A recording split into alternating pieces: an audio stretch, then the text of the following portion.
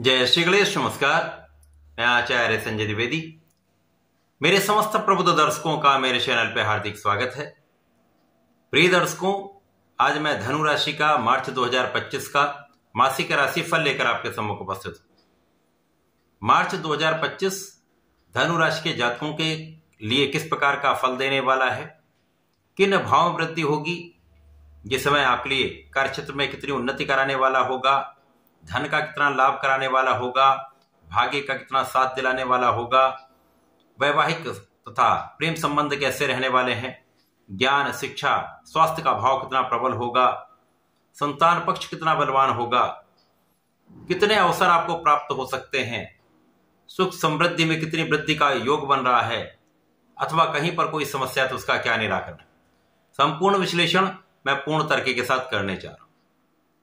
प्रिय दर्शकों, इस राशिफल को आप अपने लग्न तथा राशि दोनों के अनुसार देख सकते हैं।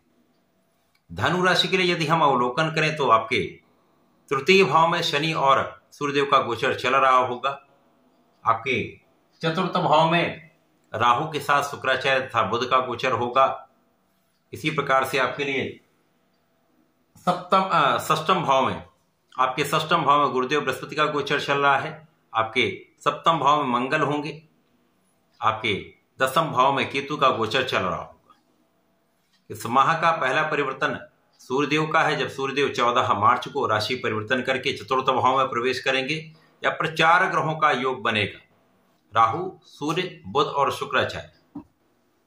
इस माह का महापरिवर्तन है अथवा इस वर्ष का महापरिवर्तन है जो शनिदेव का है।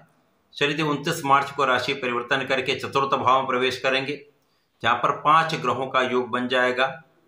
पंचग्रही योग सुख भाव में बनेगा। निश्चित रूप से यह अत्यंत विशिष्ट है, विलक्षण है, जिसका प्रभाव आपके लिए अत्यंत विशेष होने वाला है।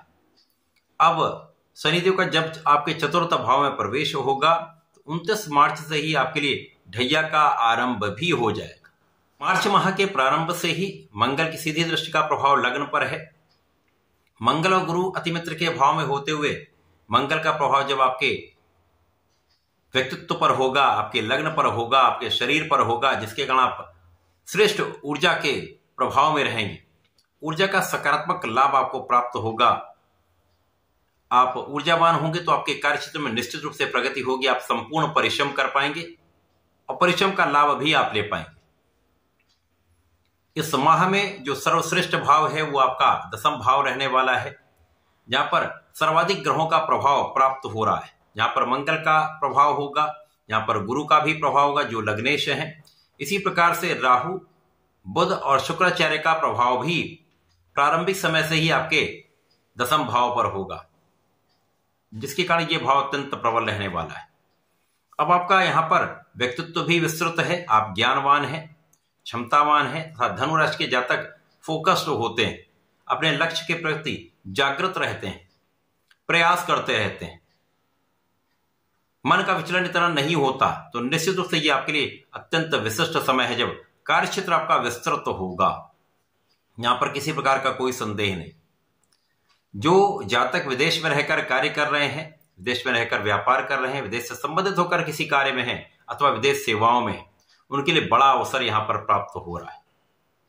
इसी प्रकार से इस समय आपका परिश्रम बहुत अच्छा रहने वाला है। श्रेष्ठ परिश्रम आप करने वाले हैं। जब आपका परिश्रम बहुत अच्छा होता है, इसी प्रकार से इस समय आपका भाग्य भी साथ देगा।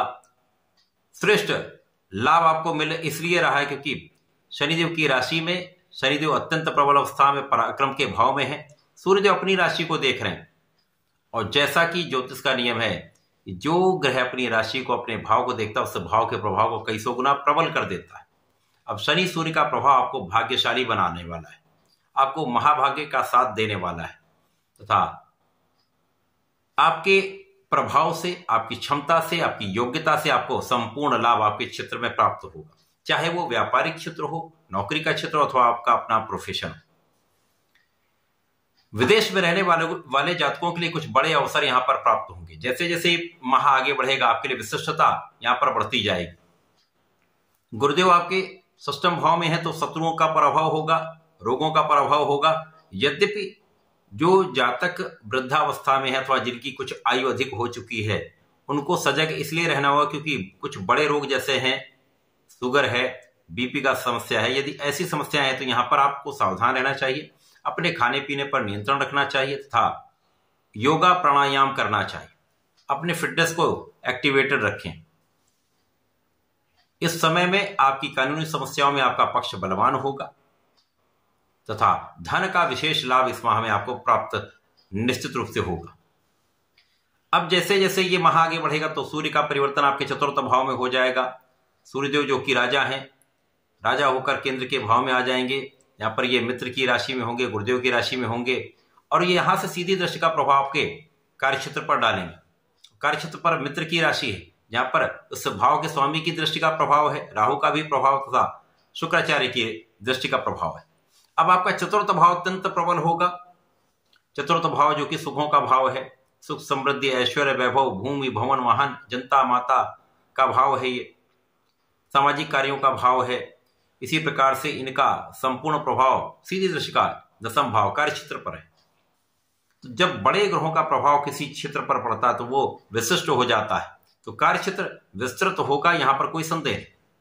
अब चूंकि यहां पर राहु भी है तो जड़ दोष भी होगा, राहु के सूर्य के साथ ग्रहण दोष का भी प्रभाव प्राप्त होगा तथा शुक्राचार्य के साथ असाध्य योग भी बनेगा। परंतु यहां पर राहु उतने प्रबल नहीं है। इसी प्रकार से शुक्राचार्य उच्च राशि में बलवान है, बुध नीच भंग राजयोग में होकर महाबलवान है, सूर्य बुधादित्य योग में आ जाएंगे तो महाबलवान स्थिति बन रही। ये न केन प्रकार अपने कार्य क्षेत्र में आप सफल रहेंगे, नए अवसर प्राप्त होंगे, बड़े अवसर प्राप्त होंगे, जहां पर आप नहीं सोच सकते वैसे भी आपको विशिष्ट अवसर प्राप्त हो सकते हैं। जिन योजनाओं के बारे में आपने सोचा होगा कि ये मैं सिद्ध कर सकता हूं, यहां पर अच्छा कर सकता हूं, लेकिन काम बन नहीं पा रहा था, वो सारे कार्य आपके बनेंगे। बड़े पद की प्राप्ति हो सकती है। जो जातक नौकरी में चेंज करना चाहते हैं उनके मन के अनुरूप यहां पर आपको ऐसा योग बना, आपको आपके मन की कामना पूर्ति हो सकती है, मन के अनुरूप आपको पद की प्राप्ति हो सकती है, अवसर प्राप्त हो सकता है, प्रोफेशन में नए नए कॉन्ट्रैक्ट प्राप्त हो सकते हैं।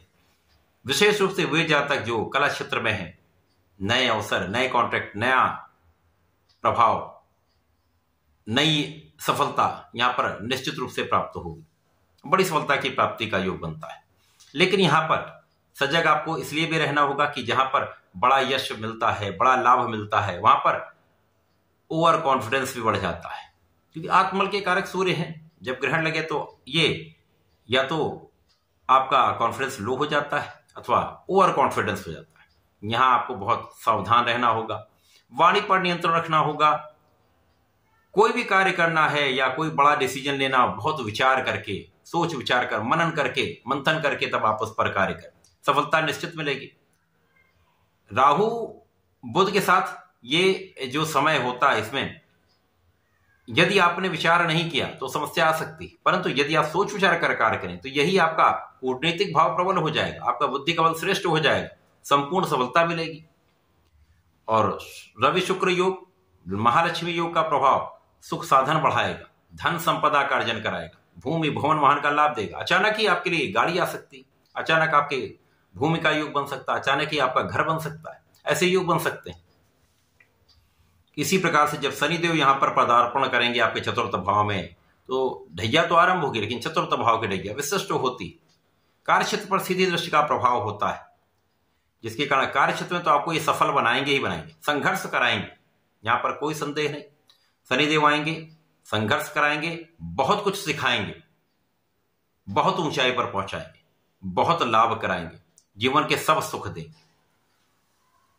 ये महा विशेष है, अत्यंत लाभ देने वाला है। केवल समझदारी से आपको काम करना है, बुद्धि बल का उपयोग करना है, आंखों को तथा दिमाग को खोल कर रखना है। यदि आप ऐसा करते हो समस्या नहीं हो।